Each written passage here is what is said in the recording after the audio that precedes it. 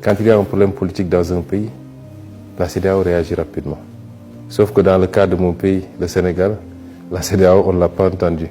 Quand nous-mêmes, on était martyrisés, et j'étais en prison, on a vécu beaucoup de choses, on n'a pas entendu la CEDEAO. Je crois que c'est quand il y a peut-être des coups d'État qu'elle réagit rapidement. Mais ceci dit, pour moi, il n'est jamais trop tard, même dans la configuration actuelle, qu'il y ait l'AES à côté, le reste de la CEDEAO. Des pays de la CEDEAO sont frappés aujourd'hui par le terrorisme. Le terrorisme ne connaît pas de frontières. Il ne connaît pas de pays. Il ne connaît pas d'entité AES ou d'entité CEDEAO. Il frappe partout où il peut frapper. Donc, voilà un terrain de coopération entre l'AES et le reste de la CEDEAO qu'il faut continuer à implémenter, mais faudrait-il que les partis se retrouvent et continuent à se parler.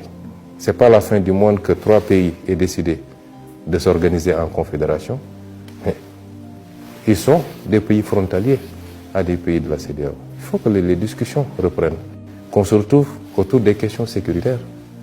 Je dis que l'Afrique a 2 problèmes qui se manifestent de manière différente selon les pays.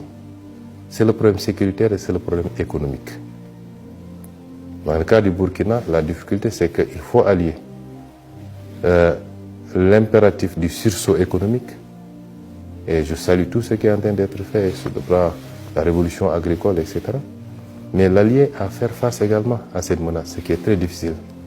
Et je pense que les pays africains, de manière générale, mais la zone CEDEAO, doit s'organiser pour faire face. Je rappelle que les gens oublient que le plus vieux contentieux militaire de l'Afrique même se trouve chez nous, en Casamance, qui est ma terre natale. Pendant des décennies, on a vécu cette situation. Elle n'est pas totalement éteinte, mais nous sommes en train de faire le nécessaire. On a vécu cette situation.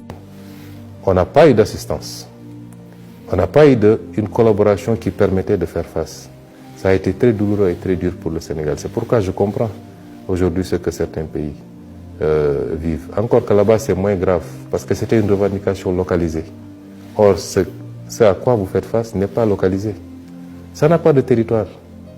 Et à partir de ce moment, je conviens avec vous que les autorités de la CEDEAO doivent aujourd'hui se retrouver autour de ces questions essentielles, avec celle de l'AES, et qu'on dise qu'est-ce qu'on peut faire ensemble pour juguler ce phénomène. D'accord. Alors, on va parler peut-être de la coopération entre